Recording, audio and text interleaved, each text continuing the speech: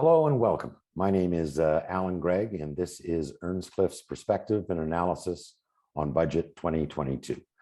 This is a budget just a couple months ago everyone thought was going to be focused almost exclusively on economic recovery coming out of a pandemic. Since then, we've seen a Liberal NDP supply and confidence accord that is estimated to cost between $15 and $20 billion over the course of the three-year pact. An invasion and war in Ukraine that has shone a spotlight on our failure to reach our NATO commitment of spending 2% of GDP on defense, and inflation hit a 3-decade high. So there's lots of uncertainty and lots of complications going into deficit making and budget making at this particular point in time. As usual, I'm joined by my colleagues. Elly Alboim is the longest standing Earnscliffean, I believe, at this particular point in time. Award-winning journalist, former bureau chief for the CBC, and someone who follows economic policy very, very closely. Melissa Bruno is a former executive director for the New Democratic Party of Canada and a senior staffer in the offices of both Jack Layton and Jagmeet Singh. Rahul Bedi is a former chief of staff to the Minister of Economic Development and deputy chief of staff to the Minister of Finance in the government of Ontario. And Beth Palmer is the newest addition to Earnscliffe. Previous to joining us, she holds a number of senior positions at McMaster University, Waterloo University, and U15 research universities. I'm also pleased to say, and a little bit envious, that she holds a PhD in Canadian history. Beth, I want to start with you. Let's start at a very, very high level. Just give me a sense of what you see as the highlights of this budget, and what is the process that follows the actual release of the budget in terms of the legislative agenda? Yeah, for sure. So I think that the minister really started out trying to paint a rosy picture and really make the case that the COVID support spending was worth it. She kicked off talking about the unemployment rate at 5.5%. I think today they released the numbers and it's down to 5.3%, which is the lowest it's been in a long time. So I think since the 70s. GDP is growing, but there's a shift here, I think, that's pretty clear. And COVID supports are wrapping up, and there's a move to growth and affordability. So I think the big signature piece that's been kicking off is around housing. So 10 billion for housing, 14 billion if you include in Indigenous housing. And I think at that point, it's important to note too that reconciliation and Indigenous spending threads itself through this budget, which I think reflects the government's approach to a whole of government view on Indigenous spending and on reconciliation. It's sort of integrated throughout. On the housing piece, she's pretty clear that there's no silver bullet, and I would say that's reflected in the, 25 measures that they're sort of trying out here. The supply side is, I think, where they're focused most of the measures, but there are a lot on, what's going to help new homeowners, what tax measures that will sort of try to chill the market a bit, but housing and affordability is a key piece here. One of the things that I would add, and I will say it's annoying when you're looking at a budget to try to figure out quickly where the new spends are and where previously announced funding is coming from.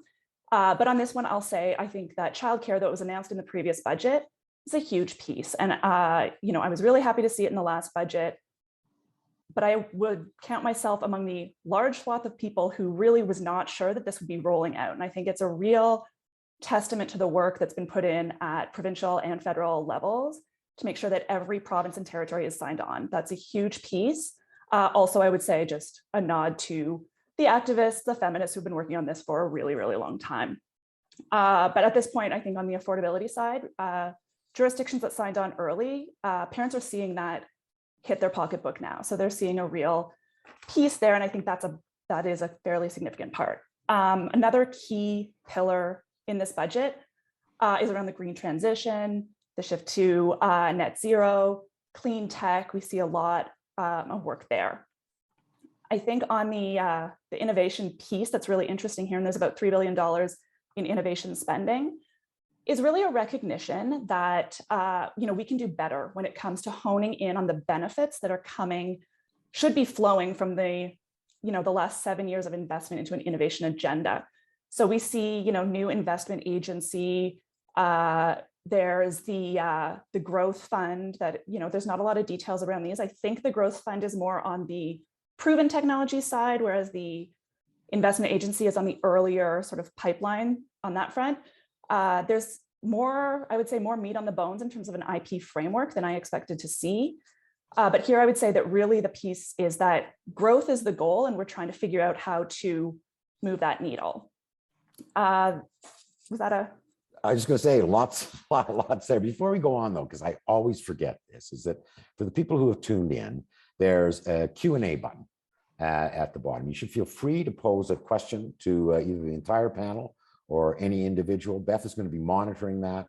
We'll stop a couple times over the course of the conversation to go to those questions. So feel free to come forward.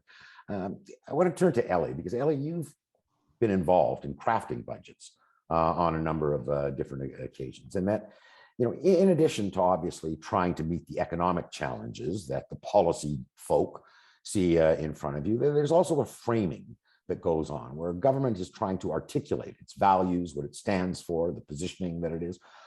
Take a step back and talk to me about making those sausages a little bit, and in particular, what was going through the minds of people at finance now as they face these kind of 4 existential threats of figuring out what to do with a GDP to debt ratio that has gone up 50% over the last little while, war in Ukraine, rising inflation, and economic growth post-pandemic. There are historical parallels to this. It's very hard for the Department of Finance, excuse me, to freeze a moment in time and look forward at a time of uncertainty. Paul Martin faced it in the mid-90s with the Mexican peso crisis.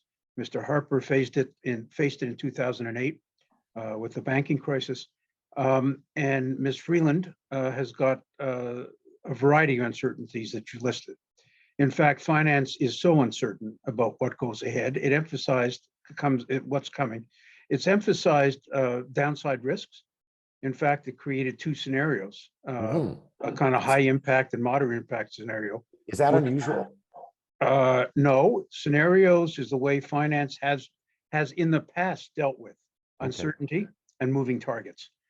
So rather than freeze the moment, they give you scenarios of potential outcomes. In this case, the scenarios they've listed are the downside risk scenarios. Having said that, they went to private sector economists. They did that in February, before the war, in fact, and they acknowledged they haven't been able to update it. So a lot of the projections are based on their best guess, which is what led to the scenario building. I mean, overall, I guess what emerges is a fairly cautious document. I know there's a lot of people talking about restraint, but it feels like more a cautious document with several shoes still to come and still to drop as we go forward, and we can talk about those. But as finance looks forward now, it has launched a number of processes, review processes, examination processes that will lead to a set of decisions about future spending and future cutbacks. The government has in fact set aside $9 billion over the course of the fiscal horizon to retrench on spending. I think it was trying to address, as Beth said, two major narratives. One is, could it establish a growth agenda? And the minister was quite frank about Canada's productivity gap, about our growth gap, and the need to address them. And second of all, I think the minister felt very strongly, obviously emphasized it in all of her communications, that she wants to be seen as fiscally prudent. And I think that they've rested a lot of their hope on their fiscal track. The fact that the deficit over 5 years is going to get down to 0.3% of GDP, somewhere around $8 billion, they say, and the debt to GDP ratio is going to drift down slowly to about 41%. That obviously is like the snake that is still engorging the mouse.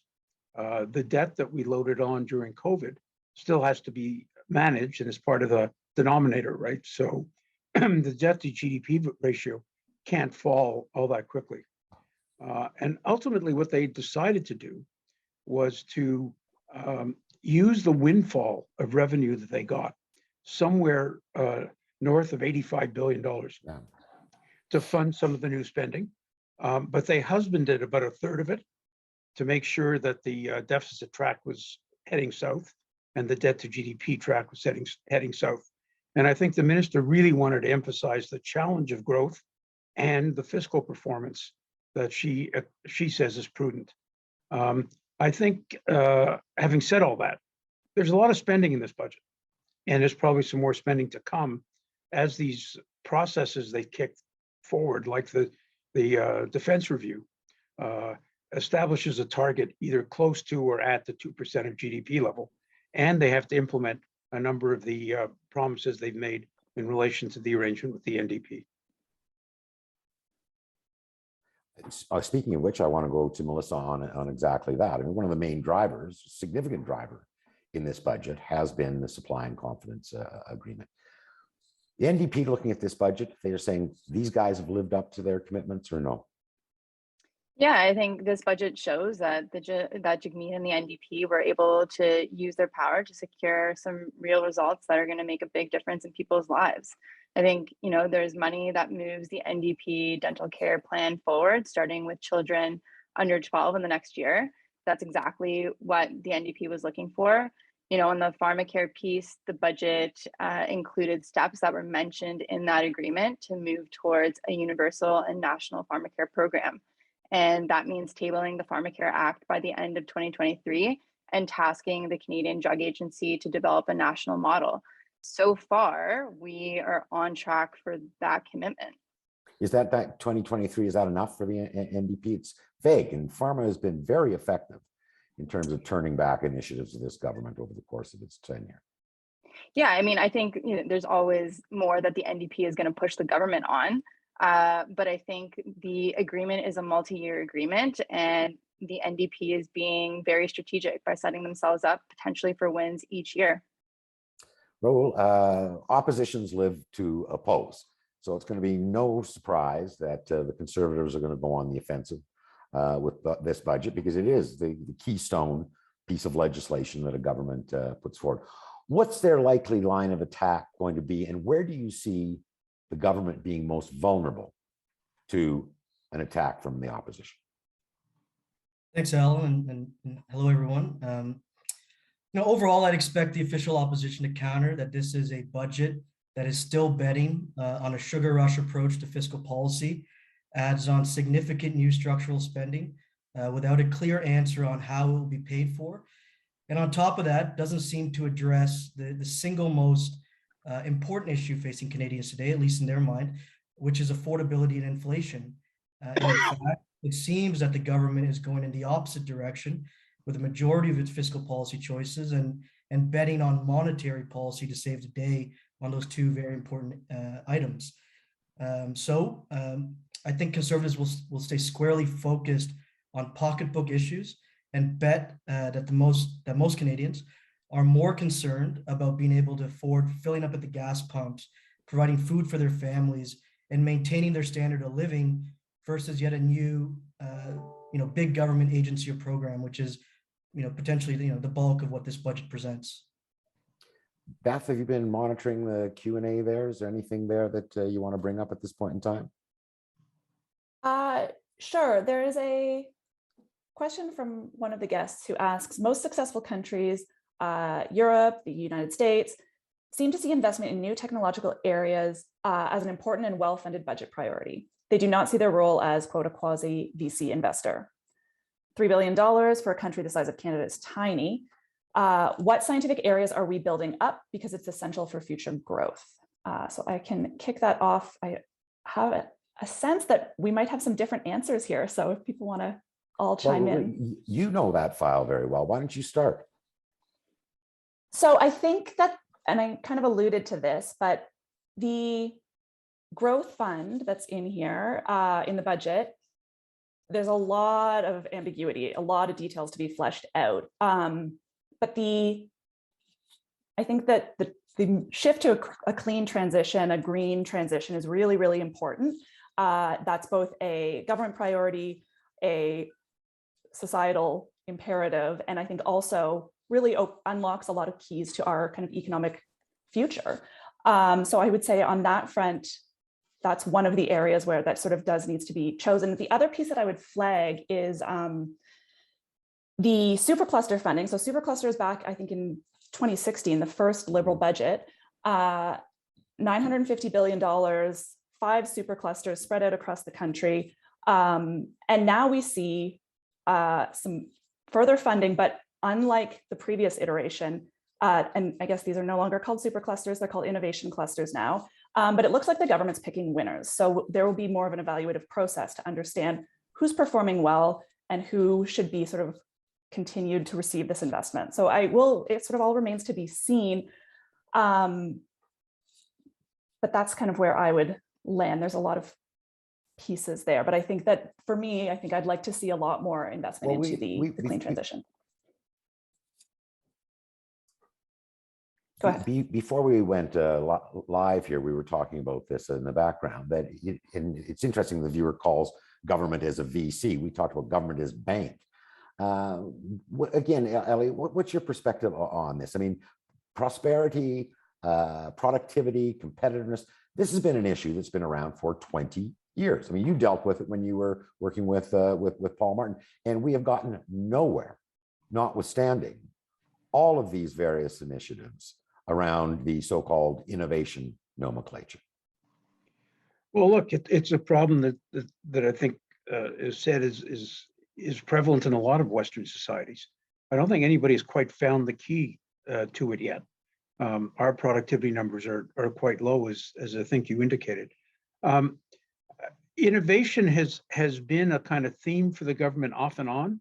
Was very heavily a theme in after its election. It walked away from innovation in the last couple of budgets. It's back. I think there's been an interesting development in that the Department of Finance, which used to be the innovation department and was really ceded back to ISET during the Morneau years, has steadily been gathering back all of the levers of innovation into its hands. And I think the remarkable thing about the two funds that Beth has talked about is they're both growth fund. This is the growth fund and the investment and innovation fund. Yes, they're both remarkable in the sense that they're both being designed as arm's length agencies staffed by non-government staffers. The same model as the Canada Investment Bank, which has had mixed success. Finance designed these programs. Finance has imposed these programs. They are not going to be managed in ISET, which is an interesting development. I think it's really the Minister of Finance and the Deputy Minister of Finance who are taking control of the innovation agenda and trying to move it out of government into using leveraged dollars. For instance, the Growth Fund is supposed to use a 3-to-1 ratio, right? Private sector to public sector money. The CIB has not been very successful in doing that kind of that kind of leverage, dollar leverage. It was also interesting that finance has increased the ambit of the Canada Investment Bank to get it to invest in new technologies in a way that was not part of its original ambit. So there appears to be a very determined effort to bring innovation back to the forefront and make it integral to the growth agenda. But as Beth said, these are all half-baked. We don't know how they're going to evolve. We don't know who's going to run them. We don't know how they're going to be governed. They're interesting experiments, potentially. We don't just know enough about them yet. But if you abstract those two things from the budget, there's not much left for growth, except all in the clean technology sector. Well, let's talk more about that, because there's a certain irony here, is that our productivity problem at its core has got a lack of business investment in R&D and technologies. Yet I have never heard, in recent times at least, a business community as vocal as they have been pre-budget about putting demands on the government. We've heard calls for a Royal Commission on Economic Growth. We've heard all kinds of admonitions about you must have fiscal guardrails, fiscal anchors to control spending. Is this budget going to satisfy the business community? And I guess to Elly's point, is this budget going to stimulate the business community sufficiently to start making those leveraged investments that the government is trying to get finally through things like the Canada Growth Fund? It's a good question. I assume most concerns and frustrations that voiced by the business community likely still remain.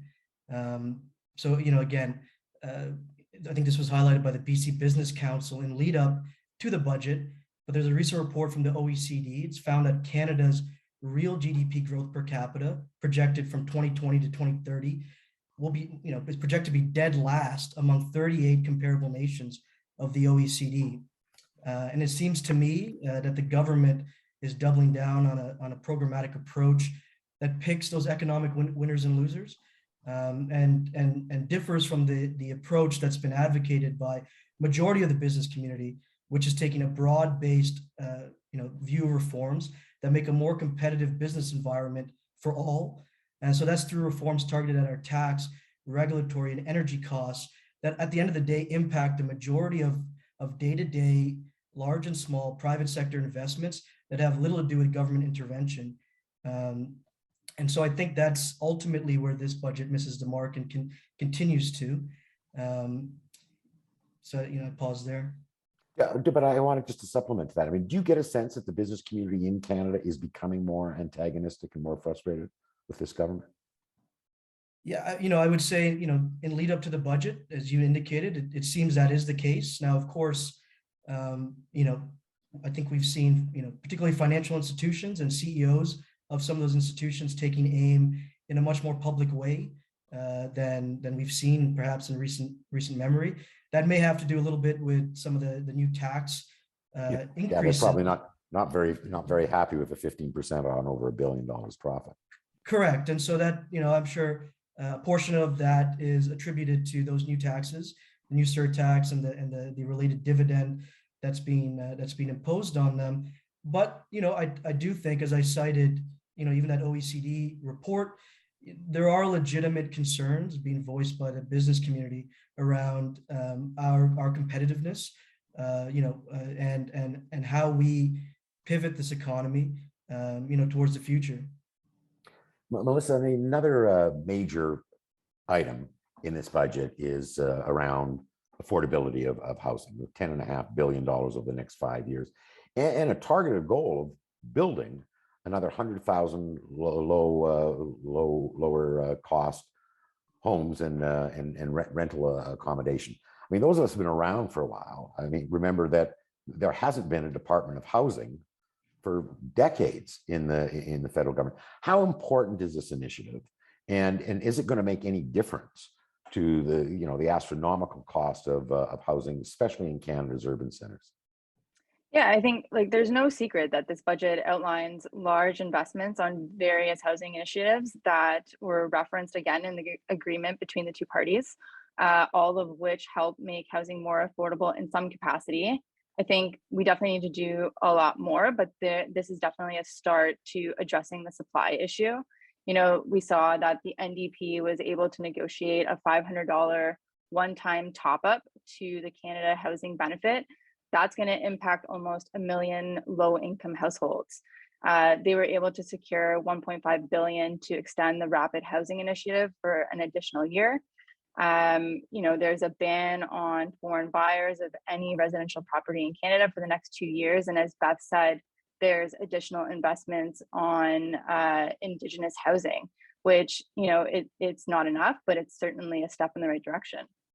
It's a tough policy file, though, because I mean, on one hand, you have a supply issue, and then they're also trying to find new incentives or to make it more affordable, especially for first-time homeowners, to buy a house, which creates escalating pressure on housing prices at the same time, eh? Yeah, and I think the central piece for at least the NDP was, trying to ensure that we took steps to stop treating the housing market like the stock market. And I think measures in the budget definitely address that. Okay, jump ball to all of you. The budget is titled "A Plan to Grow Our Economy and Make Life More Affordable." Will it, and why? Beth, start with you. I think that remains to be seen. I think that we're facing some really wicked problems right now. I think housing is probably the most pressing piece, part of a general affordability crisis right now. And I think that this budget has acknowledged those issues and is trying. And will it? I don't know. Elly?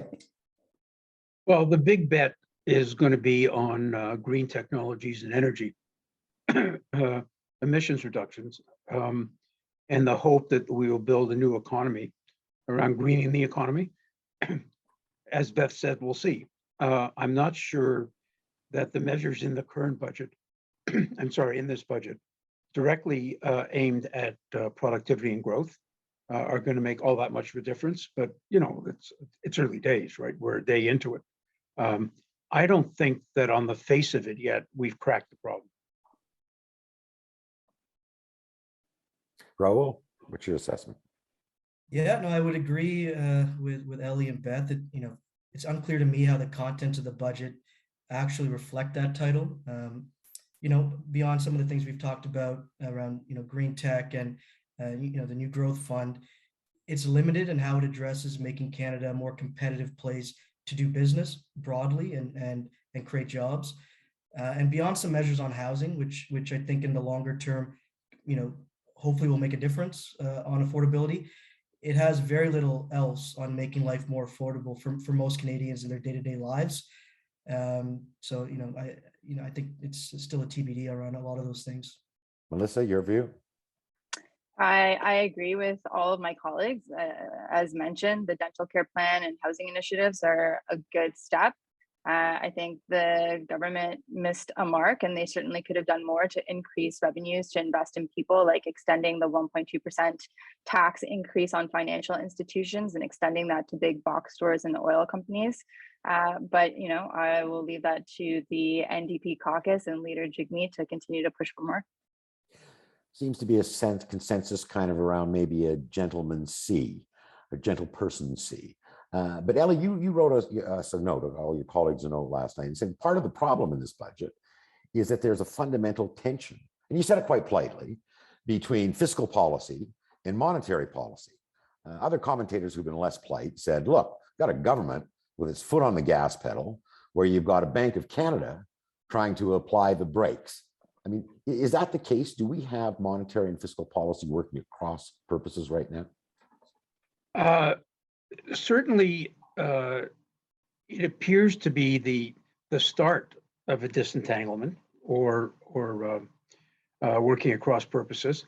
I don't think the spending of government is going to be large enough in this budget to create too much stimulation, which would counter and negate the monetary policy tightening that's coming. The Bank of Canada next week is likely to increase interest rates by 50 basis points, and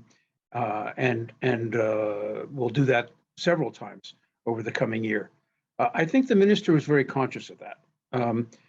The problem, of course, is inflation, right? And as inflation continues to go at the level it's going, Bank of Canada has got to tighten, at least by current monetary policy.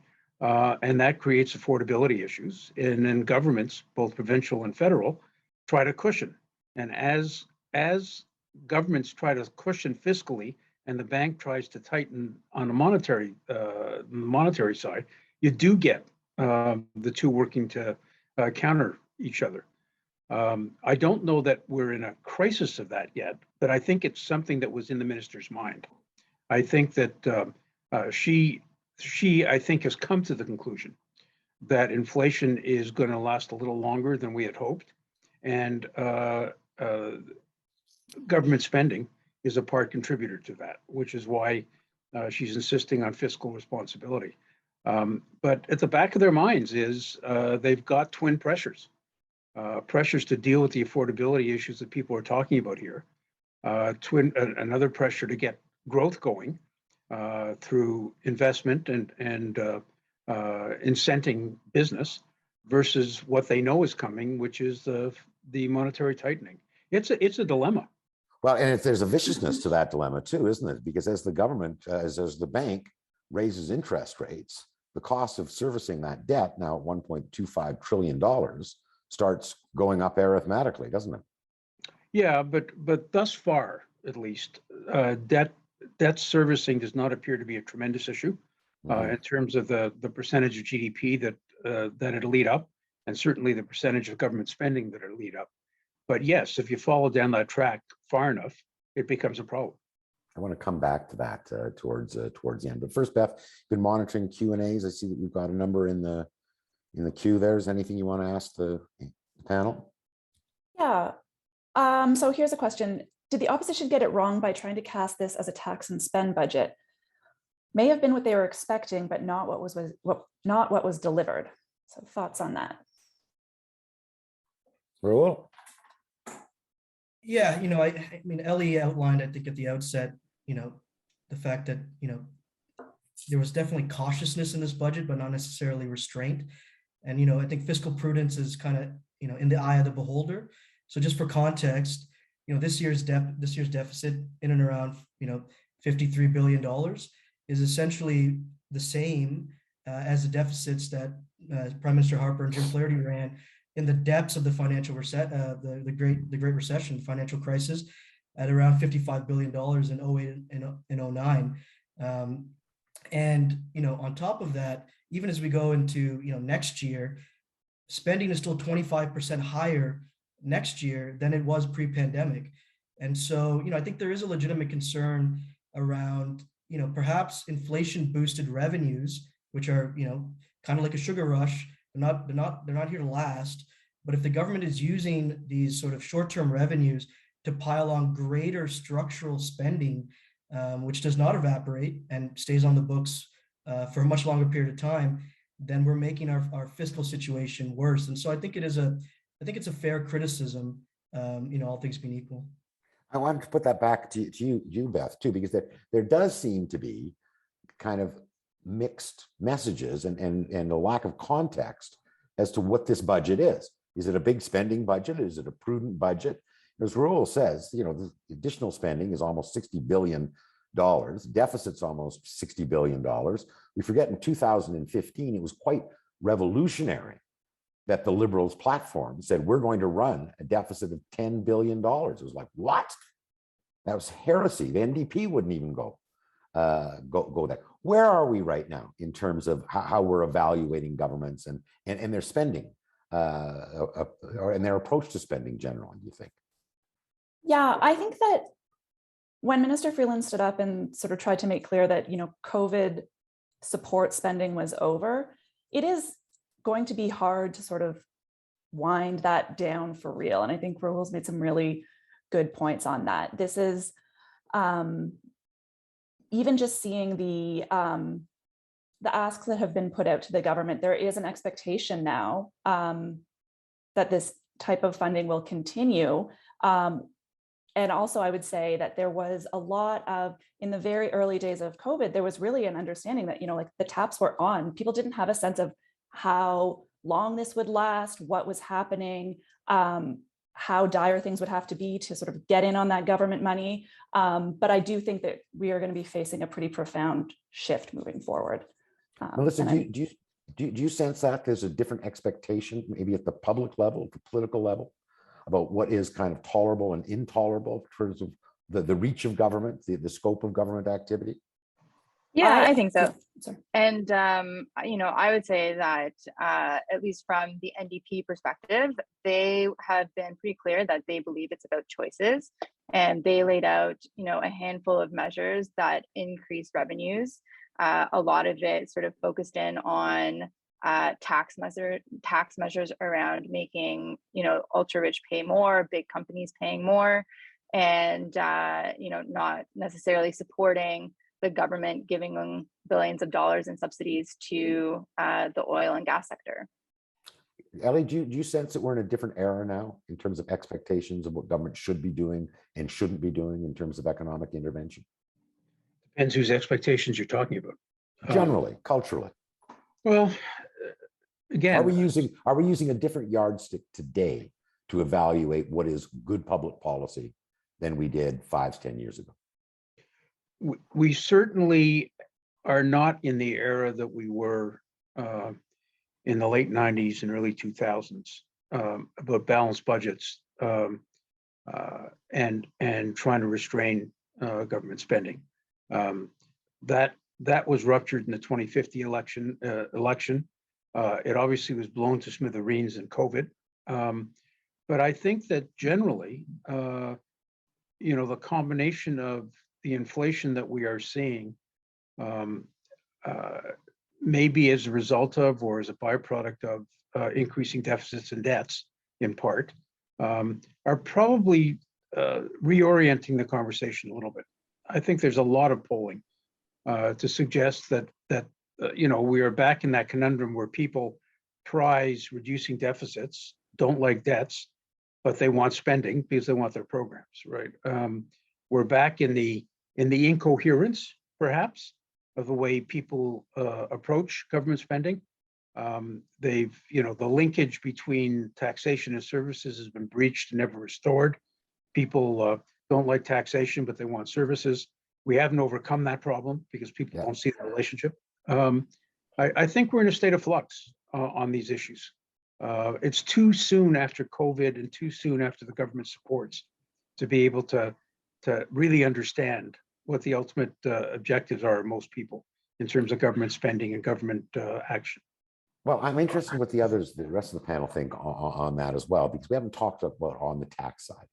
But there's been virtually no conversation around, the way you get fiscal anchors, the way you get guardrails is that not do you only kind of control spending, but you increase revenues through taxation. Are we also now in an era where proposing increase in taxation on the average person is bad politics, is verboten? Beth, you got any sense there?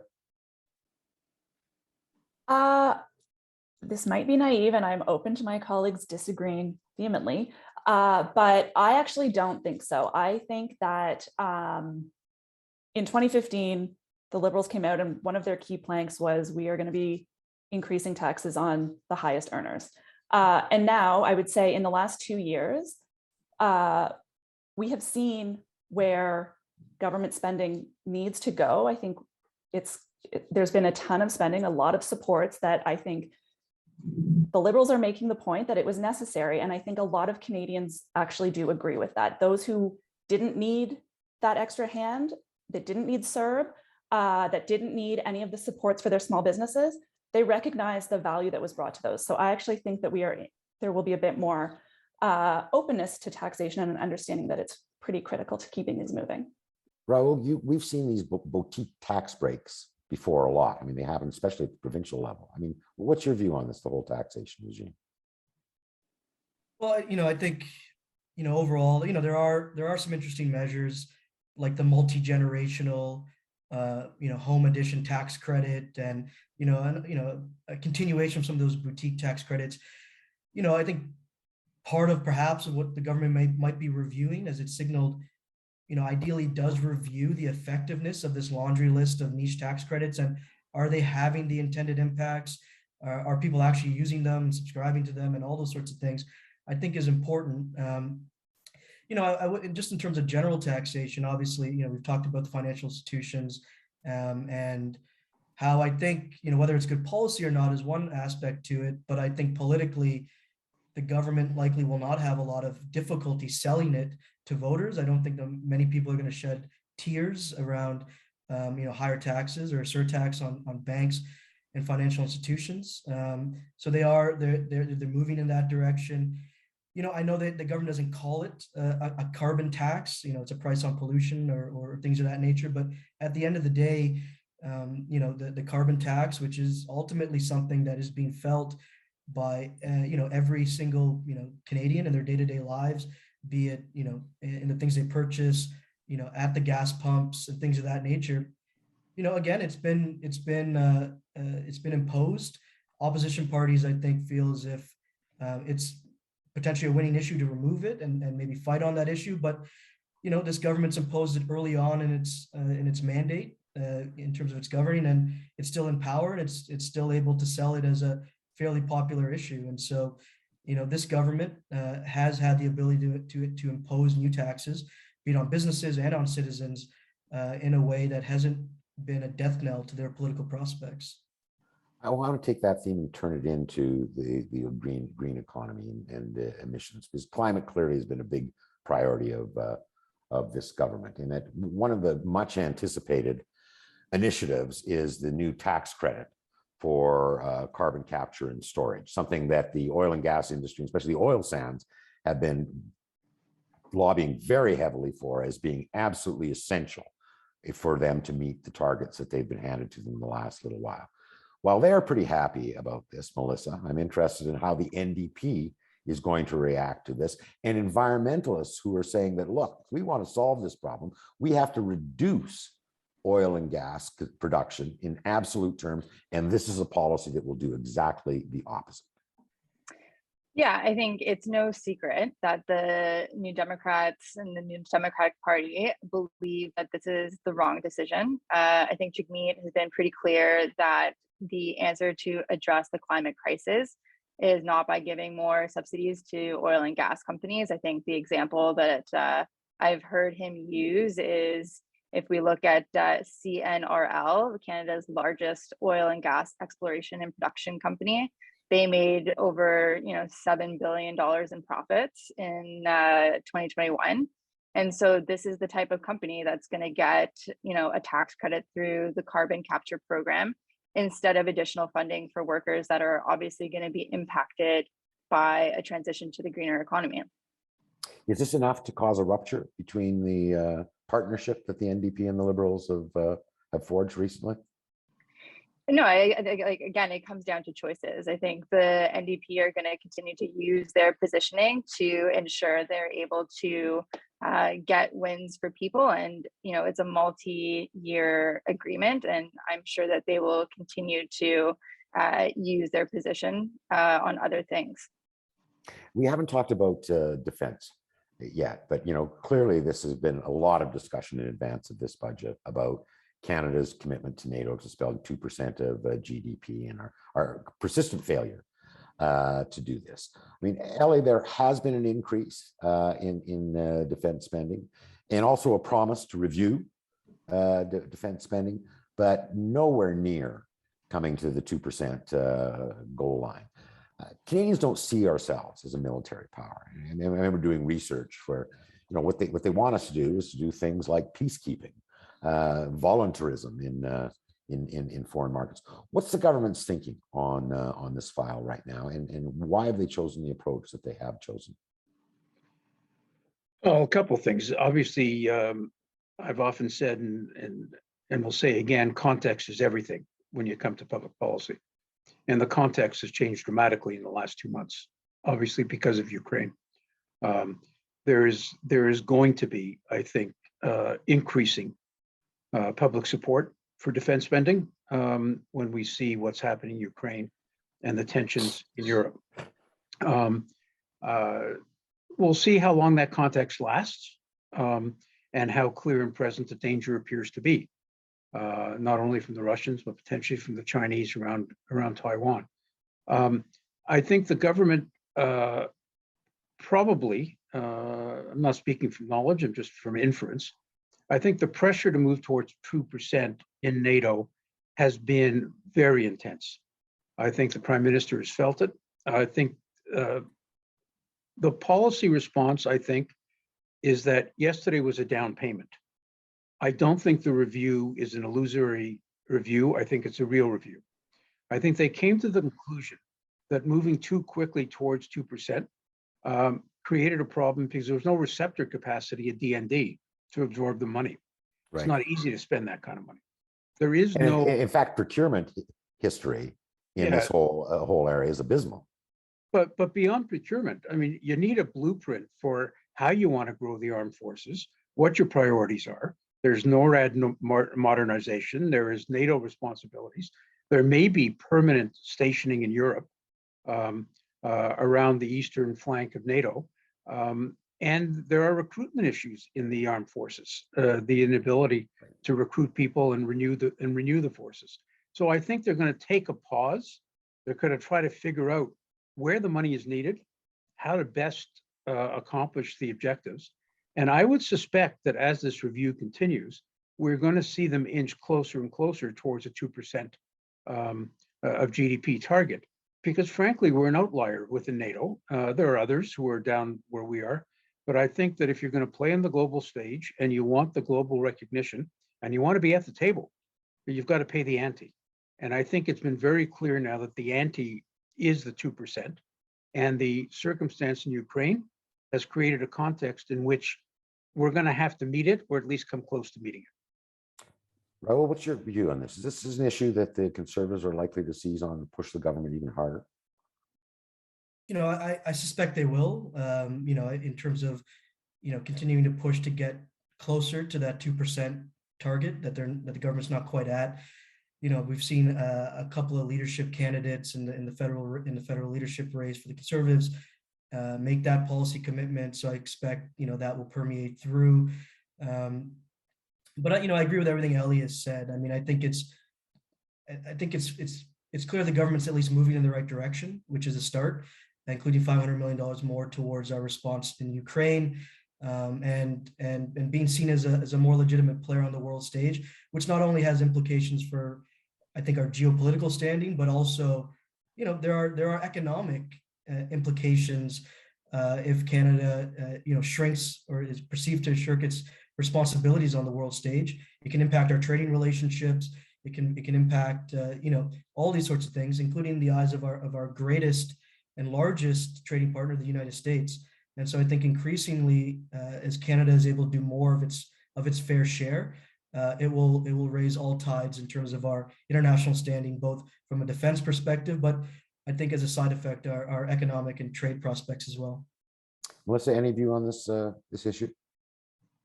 Yeah, I think, you know, the NDP has said in the past that they believe the 2% GDP target is a bit of an arbitrary number, but at the same time, they're also, you know, clear in their belief that the government has a responsibility to make sure the Canadian forces have the proper equipment to do their job. And given the last few years, the military has been brought in to help with various things, from vaccination campaigns to long-term care home outbreaks with COVID.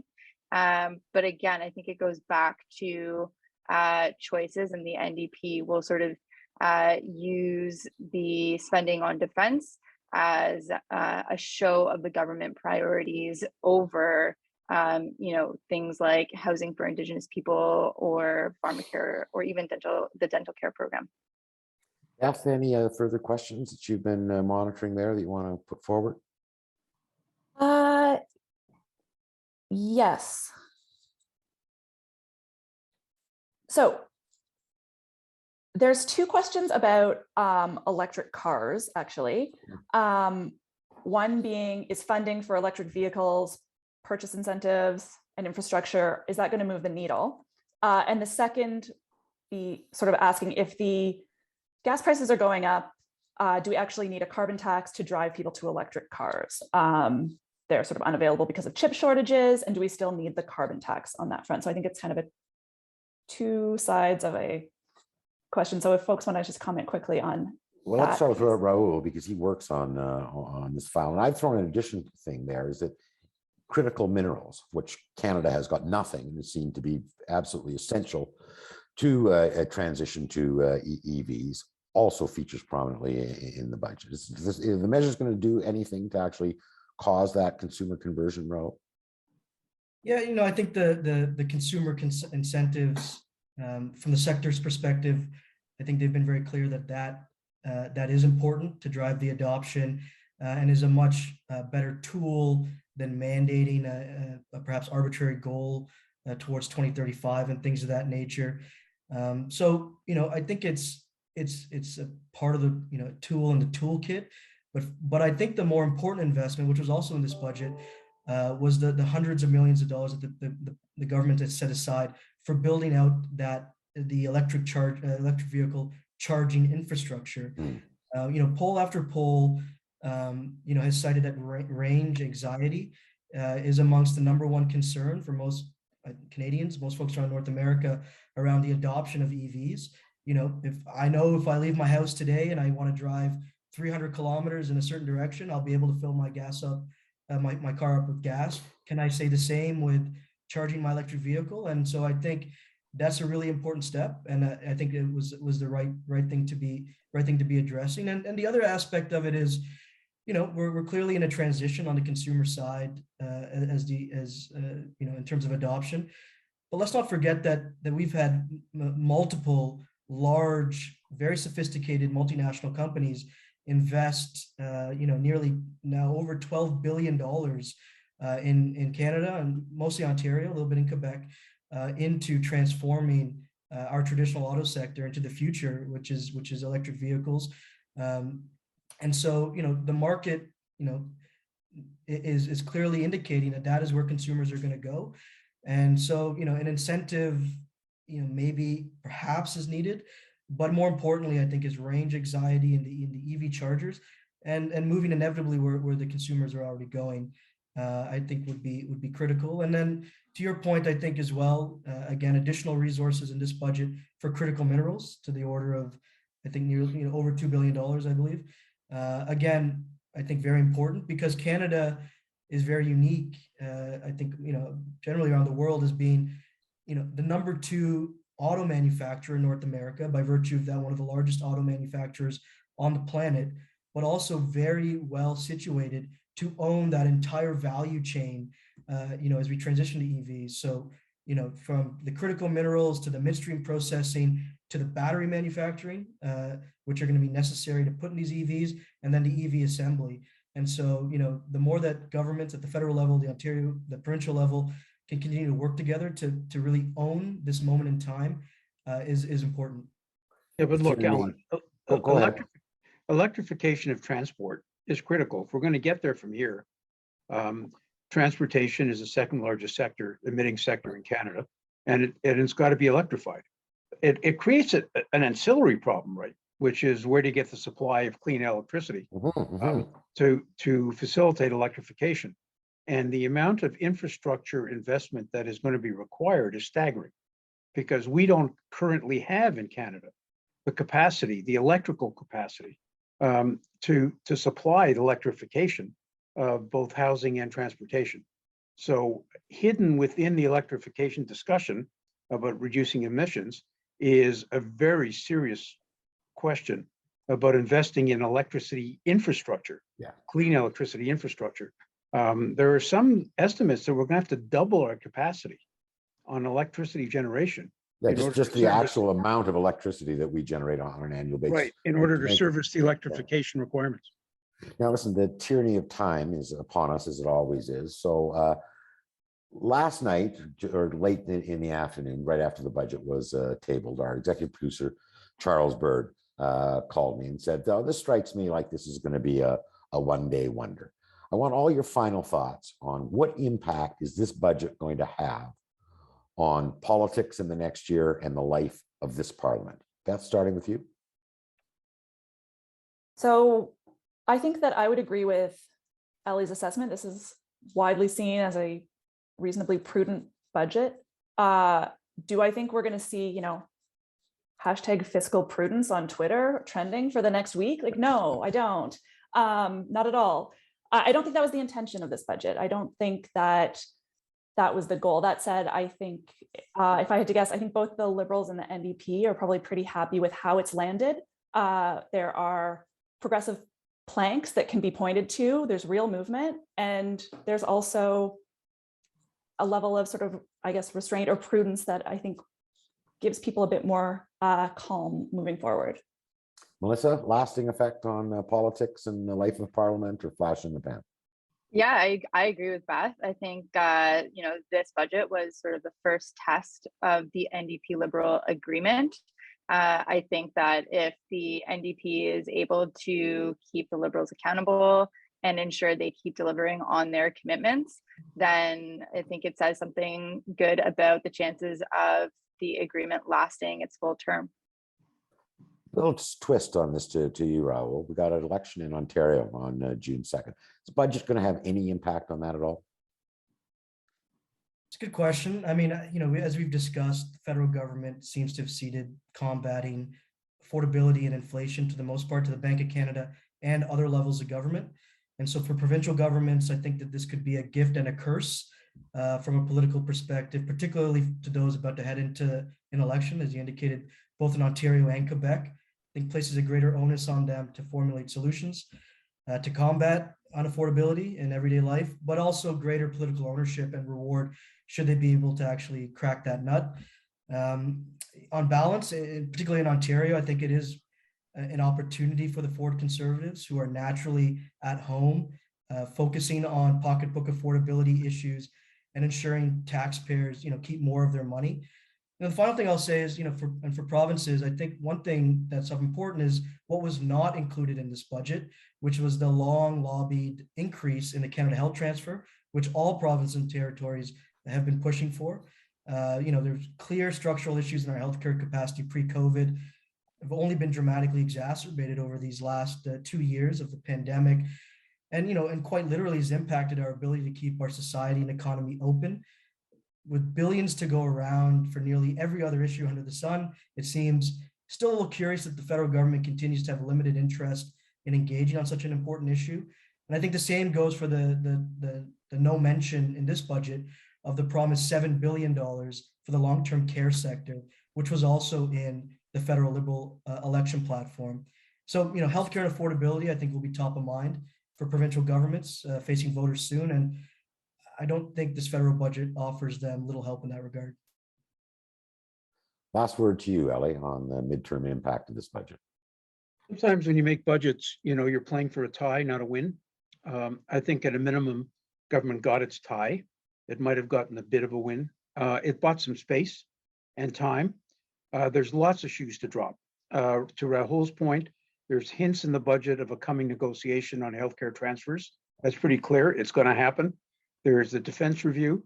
There is the $9 billion cutback in government spending that they're seeking to accomplish.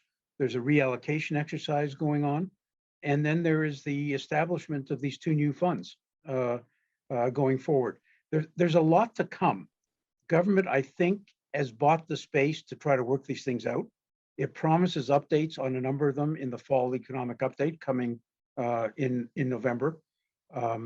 I think that this budget will be forgotten by Monday, but it's given them enough space and enough time to be able to operate on all of those reviews and all of those future decisions, with the big one coming, which is the negotiations with the provinces, excuse me, on healthcare and long-term care. That's the one to keep your eye on as we go forward. To my colleagues, thank you for a great conversation. To all of those who tuned in, thank you very much for your time. If you asked a question and we weren't able to get to it, we will provide a written response after the fact. But otherwise, take care of yourselves, be safe, and good day. Thank you.